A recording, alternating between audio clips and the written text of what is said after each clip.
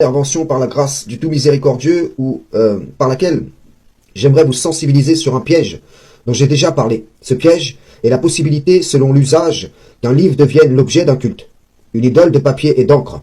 Nous savons que l'ennemi déclaré peut appeler l'homme à dévier l'adoration vers des idoles, ou à associer dans son adoration à Allah des idoles de chair, de bois, de terre, de fer, de pierre, de fumée sans feu, de lumière, jusqu'à des idéologies, etc.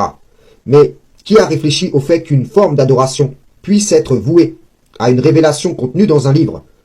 Car comme on pourrait remarquer l'idolâtrie d'un prophète, dans le simple fait qu'il soit cité plus qu'Allah, on peut de même remarquer les idolâtres du livre citer les vertus de la parole plus que les attributs de l'Éternel. Nous savons que l'ennemi déclaré peut jouer de la perfection des créations d'Allah pour en faire des raisons données aux hommes de vouer une adoration à la création plutôt qu'au Créateur. Nous savons que Allah a fait de certains de ses messagers une épreuve pour nous. Son message fait office de messager, tant qu'il ne se trouve pas parmi nous d'envoyés. Partant de ce principe, j'aimerais vous lire deux versets. Sourate 33, versets 45 et 46.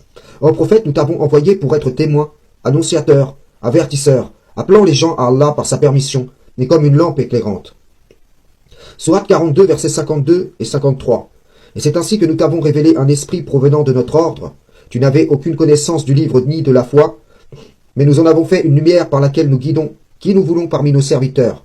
Et en vérité, tu guides vers un chemin droit, le chemin d'Allah, à qui appartient ce qui est dans les cieux et ce qui est sur la terre. Oui, c'est à Allah que s'achemine toute chose. Fin de citation. Donc le prophète était tel une lampe éclairante, transmettant un esprit de la part du Créateur.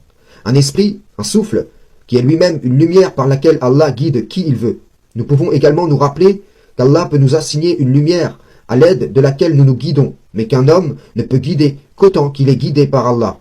Là où je veux en venir, c'est qu'une des épreuves que peut formuler un messager homme ou un message qui fait office de messager, c'est que les gens s'attachent, aiment ce messager ou ce message comme on aime Allah, ou même au-delà, à cause de la lumière accompagnant le messager, assigné au messager ou contenu dans le message, ou bien les attributs du messager ou du message. Et c'est là où, comme les traditionalistes qui de toute secte tombent dans l'idolâtrie du prophète Mohammed, le coranisme, Coran seul, fait tomber ses adhérents dans une forme d'adoration du message déviée de son sens naturel dans l'usage.